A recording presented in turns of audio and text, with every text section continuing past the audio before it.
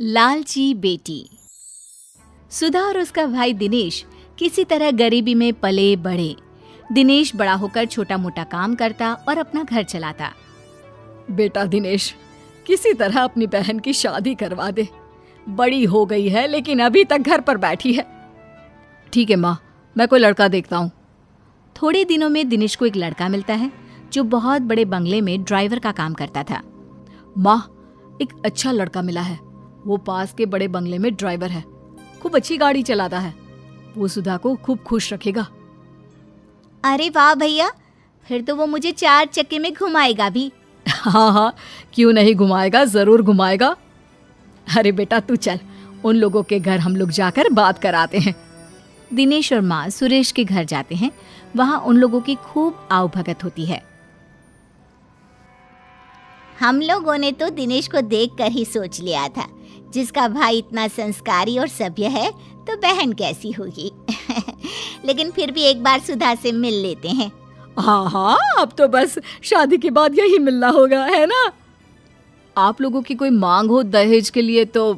अरे नहीं दिनेश जी, मैं तो खुद मेहनत करके एक एक चीज घर की बना रहा हूँ। बस घर में शांति रहे, यही मैं चाहता हूँ। दिनेश और माँ बहुत खुश होकर घर आ जाते हैं। अरे सुधा, तेरी तो किस्मत ही खुल गई है। क्या लड़का है।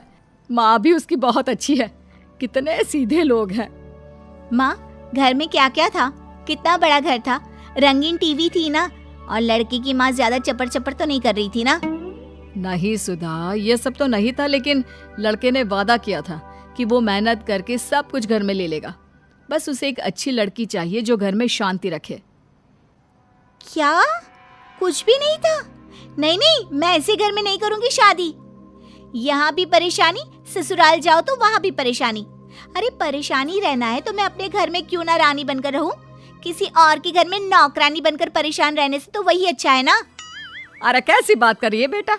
कल को दिनेश की भी शादी होगी, भाभी आएगी, तो क्या तुम सर पर बैठी रहोगी? तो क्या ये घर मेरा नहीं है माँ? और कल को किसी और को आना है तो इस चक्कर में मैं कहीं भी चली जाऊं? वो कहीं भी नहीं, ससुराल होने वाला है तेरा सुधा। लेकिन सुधा नहीं मानती। पर माँ क्या करती, बेटी को घर पर तो नहीं बिठा सकती थी। दिनेश, पूछ अपनी बहन से क्या करे कि वो शादी कर ले। दिनेश बहन से पूछता है कि वो शादी के लिए क्या चाहती है। मुझे महंगा रंगीन टीवी, फ्रिज और एसी लेकर दोगे तो मैं करूंगी शादी। दिनेश क्या करता, इतना पैसा कहाँ से लाता? वो शांत होकर बाहर चला जाता है।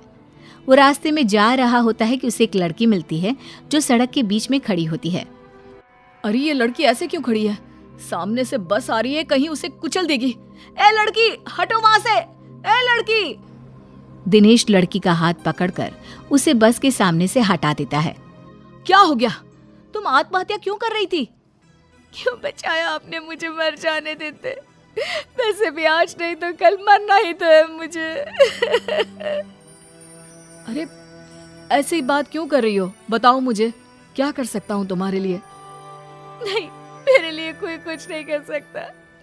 मेरे माता पिता मेरी शादी एक बड़ी उम्र के आदमी से करवा रहे हैं। क्यों?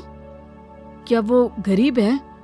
नहीं, उन लोगों के पास काफी पैसा है, लेकिन मैं काली हूं ना, इसलिए कोई मुझसे शादी करने को तैयार नहीं है। पर मैं एक बड़ी उम्र के आदमी के साथ शादी नहीं कर सकती। तभी वहाँ उस लड़की का भाई और पापा आ जाते हैं। चलो मेधा, वहाँ तुम्हारा दूल्हा बारात लेकर खड़ा है और तुम? नहीं, मैं उससे शादी नहीं करूंगी। वो बहुत बड़े हैं। वैसे भी मैं इनसे प्यार करती हूँ। दिनेश हैरान रह जाता है। तो ये तुमसे शादी करने को तैयार है? दिनेश लड़की को मजबूर देखकर हाँ कर देता है। अब क्या, पूरे धूमधाम से दिनेश की शादी मेधा से हो जाती है। शादी के बाद, देखो, मैंने सोचा नहीं था कि ऐसे मेरी शादी हो जाएगी। तुम बड़े घर की हो, मैं कोशिश करूंगा कि तुम्हें सारे ऐशो आराम दे सकूं। मैं और कड़ी मेहनत करूंगा। नहीं नहीं, मुझे ये सब की जरूरत नहीं है। मैं तो तुम्हें थैंक्स कहना चाहती हूँ कि तुमने मेरा जीवन खराब होने से बचा लिया। दिनेश और मेधा बात कर ही रहे थे कि बाहर सुधा की आवाज आती है। भैया जल्दी बाहर आओ, देखो माँ को क्या हो गया। दिनेश और मेधा बाहर आते हैं जहां माँ जमीन पर गिरी होती है। क्या हुआ माँ को? माँ को तुरंत डॉक्टर के पास ले चलते हैं। दोनों माँ को लेकर डॉक्टर के पास जाते हैं जहां डॉक्टर कहते हैं, अरे इन्होंने तो बहुत सारा टेंशन लेकर रखा है। दिमाग सारा दिन चलता रहता है शायद इनका। ज्यादा सोचने से इन्हें चक्कर आ गए हैं और ये गिर गई। क्यों बहन जी, क्या चिंता है आपकी?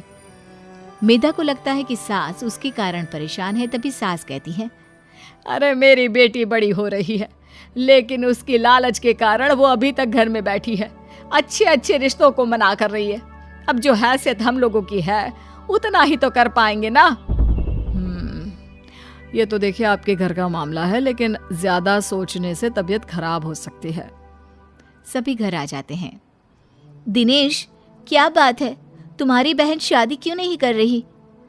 तुम तो जानती हो मेधा, मैं एक छोटी सी नौकरी करने वाला इंसान हूँ। थोड़ा बहुत जो मिलता है उससे घर खर्चा चलता है। थोड़े मेहमानों को बुलाकर खाना खिलाकर बहन को विदा कर दूं, यही बहुत है। लेकिन उसकी इच्छाएं और ख्वाहिशें बहुत है, इसलिए मैं उसकी शादी नहीं करवा पा रहा हूँ। सुधा को तो मेहनती और काम करने वाले लड़के मिल रहे हैं।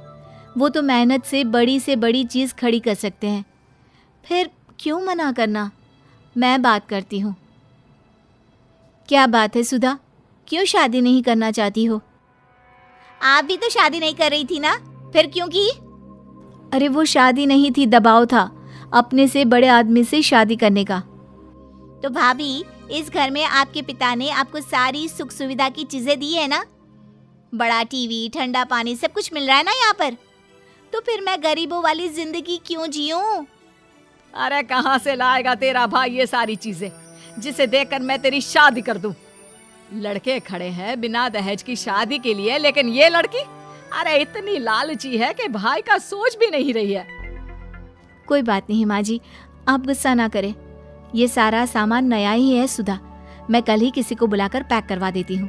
ये तुम अपने साथ ले जाना, मैं और दिनेश फिर खरीद लेंगे। अरे नहीं नहीं बहू, ये तेरे पिता ने तेरे लिए दिया है, तू कैसे रहेगी इन सब के बिना?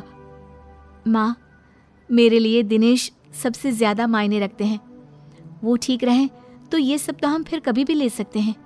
अरे जीती रह बहू, तूने तो मेरी बड़ी समस्या का समाधान कर दिया। फिर क्या, मेधा का सारा सामान सुधा की शादी में चला जाता है। उसकी शादी हो जाती है और सास चैन की सांस लेती है।